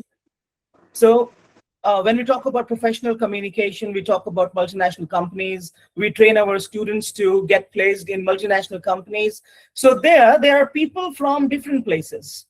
People from Japan, maybe from US, from UK, from other places in the Middle East. So they would not understand Hindi, but they would understand English because it is a linked language, whether we like it or not. So their using Hindi will, of course, not be appropriate. So that's why in professional communication, we, as of now, focus on improving our English language communication skills. But having said that, I strongly believe that communication can be done in any language. Hindi is a beautiful language and very, very expressive. And we can do very clear communication in Hindi too. Sir, that means we have to know about English Sorry to while we are interrupt, starting Sameer. to. Sameer, sorry to Sorry, interrupt. sir. Sorry, sir. Please, okay. please let the speaker complete the session, and then we'll come to the Q&A session. That's fine. Otherwise, Thank you, we'll sir. go Thank ahead. you. Thank you, sir. Thank you, sir. Sir. I hope I have been able to respond to some extent. I will continue. So employers, I believe employers don't hire degrees. They hire professionals. Suppose two candidates have the same CGPA, the same technical knowledge, and similar project experience. One receives the job offer while the other is rejected. Why? What could be the reasons for one failing and one getting the offer? And anybody would like to respond to that? Two candidates with same CGPA, same technical knowledge, same experience, but one receives the offer letter, the other one doesn't. So it states your quotation here, employers don't hire degrees, they hire professionals. It means here that we have a just like a confidence as well, not only her degrees, but the skills which through which they can do work in a better way. Just whatever the NEP follows, 20 to NEP 2020 follows. That now skills matter more than degrees. No doubt, degrees are essential because without degrees, the employer can't take you as an employer. But at the same time, the skills matters more. Absolutely, ma'am. Very good. Thank you very much. So technical competence may help you get shortlisted, but communication competence often determines whether you receive the offer. Organizations are not merely recruiting engineers, managers, or researchers. They recruit professionals who can communicate their ideas, collaborate with teams, solve problems, and represent the organization effectively. And as educators, I mean, I'm talking to the teachers who are attending this webinar. As educators, our responsibility is not only to develop subject knowledge, but also to prepare students to communicate professionally in interviews, meetings, presentations, research discussions, and workplace interactions. Remember, your degrees earn you an interview, but your communication often determines the outcome. So let me continue with this. Well, technical skills may get you noticed. Professional communication makes you employable. I believe that if communication influences employability, the next question is, when does an interviewer begin evaluating a candidate? Is it after the first answer, or much earlier? Well, let's try to find out. And if phatic communication helps us build rapport, then the next question, when does rapport matter the most? The answer is during the first few minutes of an interaction. Let me move on to the next slide quickly.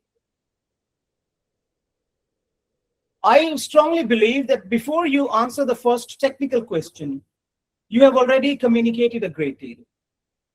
First impressions are formed quickly, and they often influence the rest of the interaction. When the interviewer asks the first question, no, the interview begins much earlier.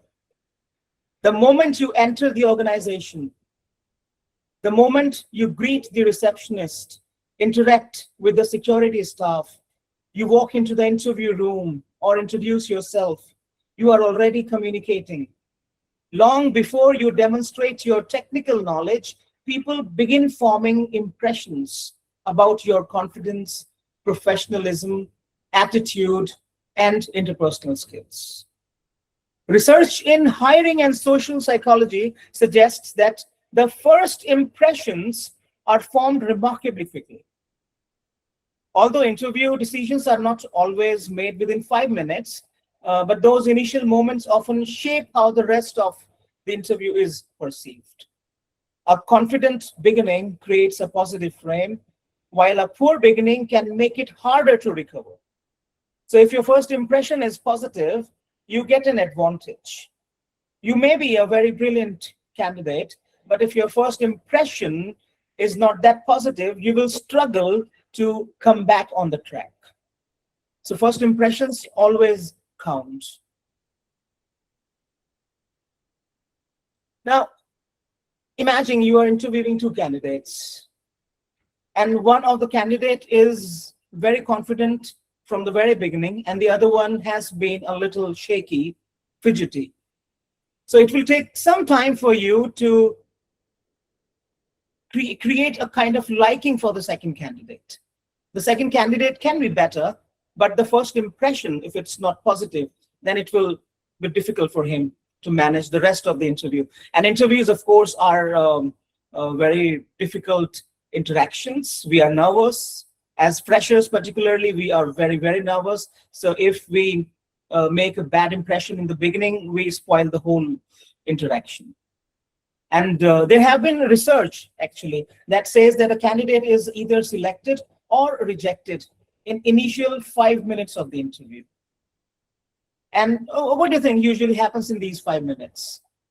Well, in initial 5 minutes, what happens is the candidate, like I just said, enters into the room, seeks permission to sit down, then greets the interviewers, and then, of course, introduction follows. So in these 5 minutes, the research says that the interviewers make up their mind whether they would like to hire that candidate or not. So rest of the interview is a kind of strengthening their idea. So in the beginning, if they have made up their mind that the candidate is not good enough, so rest of the questions will strengthen their perception formed. In interviews, people evaluate not only what you know, but also whether they can trust you, work with you, and represent their organization through you. We never get a second chance to create a first professional impression. And if those first few minutes matter so much, what exactly do you think are interviewers observing? Is it just your words, or is it something more? Well, I believe in reality, every professional communicates through 3 powerful languages. Now let's explore the next part. 3 languages for success. I would like to spend some time here to get ideas from you. What do you think are these 3 languages? Can you please guess? I would like to keep the interaction both ways.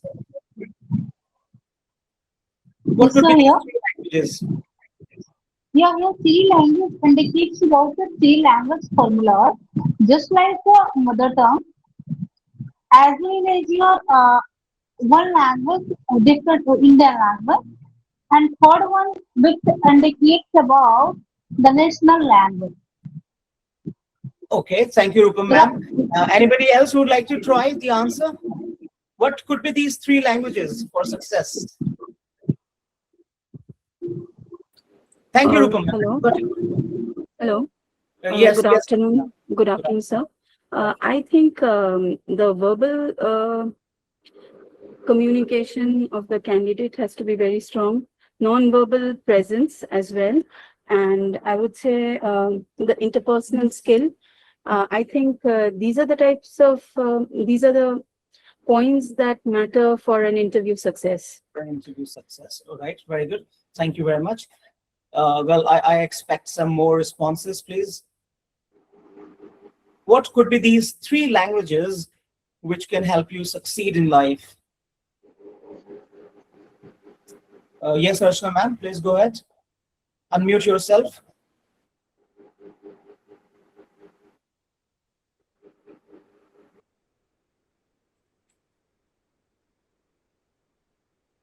All right, okay. So, well, every professional communicates through majorly three languages: what you say, how you appear while saying it, and how you say it. So communication is much more than just vocabulary.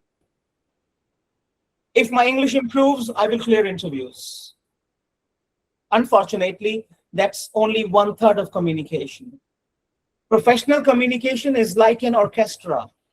Your words, your voice, and your body language must work together. If one language contradicts another, people generally believe the non-verbal one. So these three languages that I am talking about are actually these. The first, language of words, the language of your body, and paralanguage. Now, there is this very interesting paradox in communication, which goes like, non-verbal communication rarely sustains meaning for long in absence of verbal communication. You can't keep standing in the lecture room and not saying anything and simply using your hands and body to communicate. It will be funny. People will not be able to get your messages. So non-verbal communication can't exist for long without your verbal delivery. But when it accompanies spoken words, it often becomes more powerful and memorable part of your message. If you have read or if you remember the famous Mehrabian model of communication that talks about 7, 38, and 55 formula, it suggests that the words carry just 7% of the meaning. 38% of the meaning is through paralanguage. I'll come to that a little later. And a remarkable 55% of the messages are conveyed through body language. In a face-to-face communication, of course, I'm talking about. So this underscores the immense influence of non-verbal communication in shaping first impressions and interpersonal interactions. So all these three elements, verbal communication, body language, and paralanguage, must work together to make lasting impact. So language number one, the language of words, your choice of words, clarity of ideas, any language. It can be Hindi, English, Sanskrit, any. But structure of responses, professional vocabulary, whichever language you use, you must be familiar with good words in that language. Language number two is the language of the body, non-verbal communication, facial expressions, eye contact, smile, your posture, gestures, your appearance. And body language conveys credibility. Language number three, the language of voice, paralanguage. That is your tone, your pitch, your pace of speaking, volume. If you don't adjust your volume according to the audience, you will fail. If you sit in an interview and the interviewers are not able to hear you properly, you're gone. You can't succeed in that interview. So you have to adjust your volume according to the audience. You have to keep pauses intact.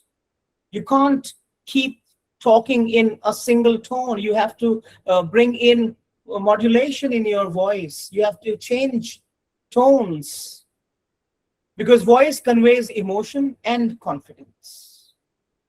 The most successful professionals are multilingual, not because they know many spoken languages, but because they master the language of words, the language of voice, and the language of the body.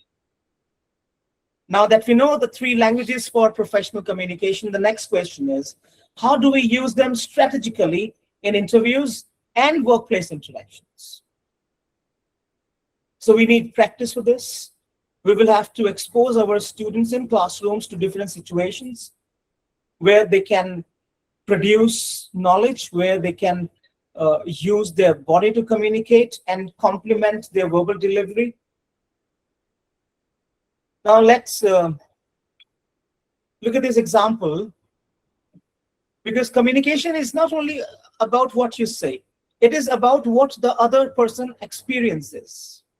If you look at these two candidates, the question is the same, tell me about yourself, but the answers are different.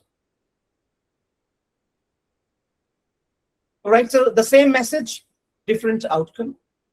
Both candidates have given correct information, but who created greater confidence? Obviously, candidate number B. And notice something interesting here. The second candidate did not have more marks, more experience, or more knowledge. The difference was professional communication. Because when you express things, you make your answers more authentic. One-word answers, one-line answers won't help you much in an interview. Of course, we have to stick to 7 C's of communication, where we must be careful about being concise.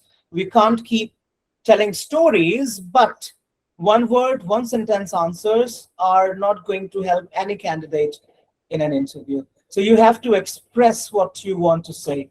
You have to make it more authentic. Professional communication is not speaking more, actually. It is speaking with purpose, clarity, structure, and confidence. Now, I would like to conclude with a thought for all the faculty members present today.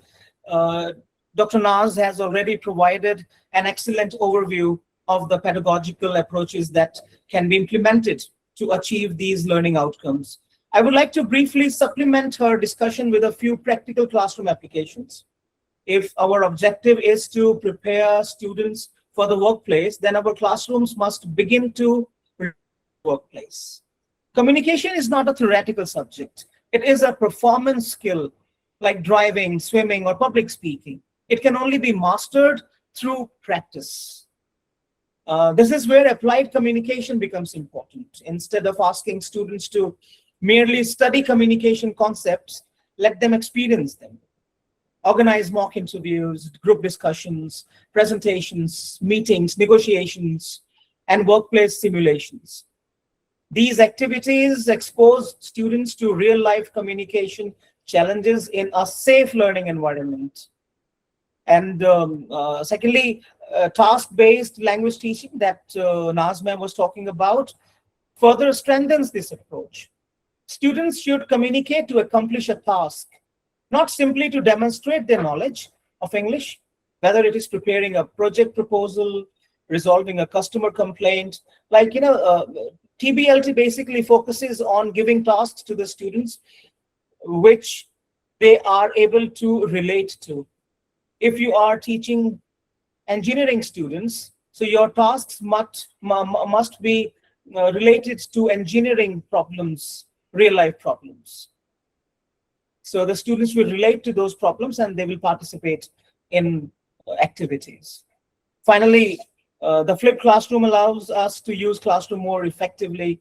Students can learn the concepts before class through videos or reading materials that you share with them, while classroom sessions can be developed to discuss role plays, simulations.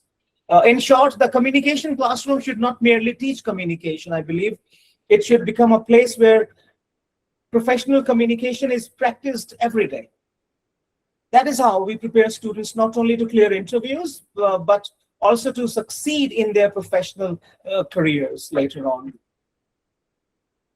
Well, just to remember these 4 principles: build rapport before you build relationships. People connect before they collaborate. Professional communication begins before professional conversation. Your body starts speaking before you start speaking. And so speak the 3 languages of success: words, voice, body language. Communicate with an outcome. Don't ask, what do I want to say? Ask, what do I want to achieve? What is the outcome? So, ladies and gentlemen, communication isn't merely about speaking. It is about creating trust, building relationships, solving problems, and influencing outcomes. Whether you are a teacher, a researcher, a student, or an industry professional, people may forget your qualifications. They may forget your CGPA. They may even forget your presentation, but they rarely forget how you made them feel. So that's the real power of professional communication. People are rarely remembered for how much they knew. They are remembered for how effectively they communicated what they knew. We are human beings. We can't know everything. We have limitations. But what we know, we should be able to express that clearly. So let's not merely prepare students to earn degrees. Let's prepare them to build relationships, communicate with confidence, and create meaningful, impactful impact wherever they go. Well, I end my presentation here, and I would be happy to take up more questions if there are any. And thank you very much for being such a lovely audience, very patient and interactive. Yes, dear participants, please switch on your mic and you can ask questions. Good afternoon, sir. Good afternoon. Firstly, thank you so much for this session. Should I ask my question? Yeah, sure, please go ahead. Sir, what is the best question I can ask an interviewer when they say, do you have any questions for us, to prove them that I am a serious and mature kind of candidate there? Right. And I must say that question itself is very important.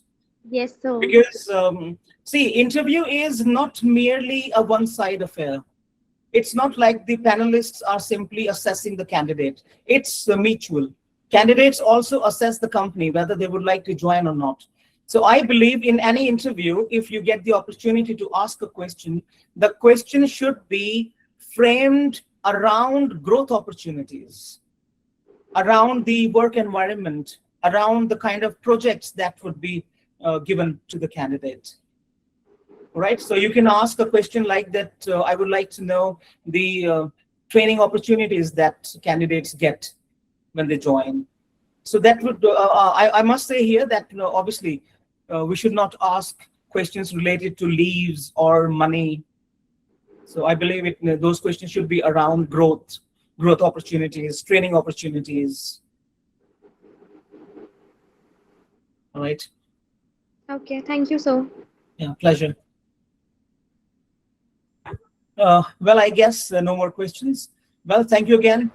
Thank you very much, sir. That was a really wonderful session.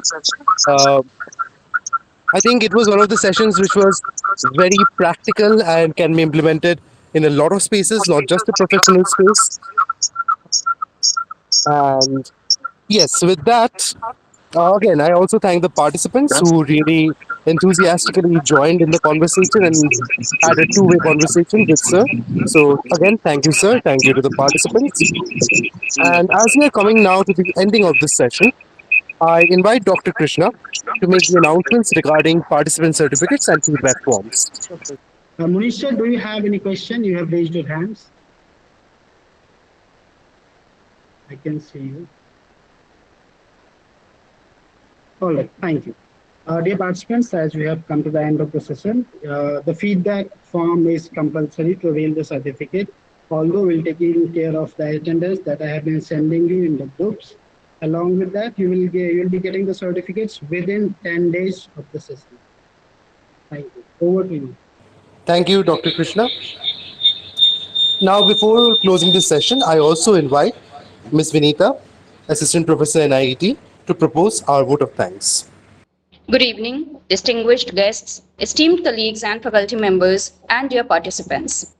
As we come to the close of this highly enriching webinar on reimagining language pedagogy, context, and technology, it is my privilege and honor to propose the vote of thanks. On behalf of the Department of Languages, NIET, and the World Association of Authors and Researchers, Greater Noida Chapter. First and foremost, we express our profound gratitude to our visionary patrons, Dr. Sarojini Agarwal, Chairperson NIET, Dr. O.P. Agarwal, MD NIET, Dr. Nima Agarwal, AMD NIET, and Dr. Vinod Kapse, Director NIET. Thank you for your unwavering support, encouragement, and for providing the platform that allows these academic collaborations to thrive. We extend our sincere thanks to our distinguished co-patrons from WAR, Dr. Vijay Kumar Roy, President WAR, Dr. Manish Kumar, Secretary of WAR, and Dr. Yogeshwar Shah, Treasurer of WAR. Your collaboration has brought immense value and academic depth to this event. A special and heartfelt thank you goes out to our eminent resource persons, Professor Ghazala Naaz and Dr. Yusuf Mehdi. Thank you, Professor Ghazala Naaz, ma'am, for your insightful session on From Lectures to Learning Lab, which brilliantly highlighted the intersection of modern technology and language context. Your expertise has truly inspired us to rethink our pedagogical approaches. Thank you, Dr. Yusuf Mehdi, sir, for your engaging talk on professional communication for job readiness, which provided our students and scholars with highly practical takeaways for their careers. We are also grateful to our guiding soul, Dean First Year, Dr. Rasneesh Pandey, Dean of Academics, Dr. Anjana Rani, Subject Coordinators, Dr. Anjali Pundhir, Dr. Shilpi Saxena, Dr. Pooja Tyagi, and Coordinator of the Training and Placement Cell, NIET, Dr. Nidhi Mehta ma'am, for their motivational guidance and presence. We also place on record our deep appreciation for the hard work put in by the organizing team. Thank you to our convener, Dr. Krishna Kumar, for coming up with such an insightful initiatives, and our co-conveners, Dr. Rizwan Bashir and Mr. Vishal Kumar, for their continuous support. And also our organizing secretary, Dr. Sonika Kumari, for managing the queries of our participants on WhatsApp and coordinating with everyone. We also thank the dedicated members of the organizing committee, Mr. Akash Pandey, who has designed such a beautiful certificate for us, Mr. Deep Jyoti Roy for remarkable anchoring, and Ms. Ritanshi for making a catchy webinar brochure along with registration and the feedback form. This webinar would not have been a success without your meticulous planning and last but certainly not the least, we extend our gratitude to our vibrant participants, the heads of departments, academic leaders, faculty members, research scholars, and students who joined us today. Thank you for your active presence for making this session interactive and meaningful. Thank you all once again, and have a wonderful evening ahead.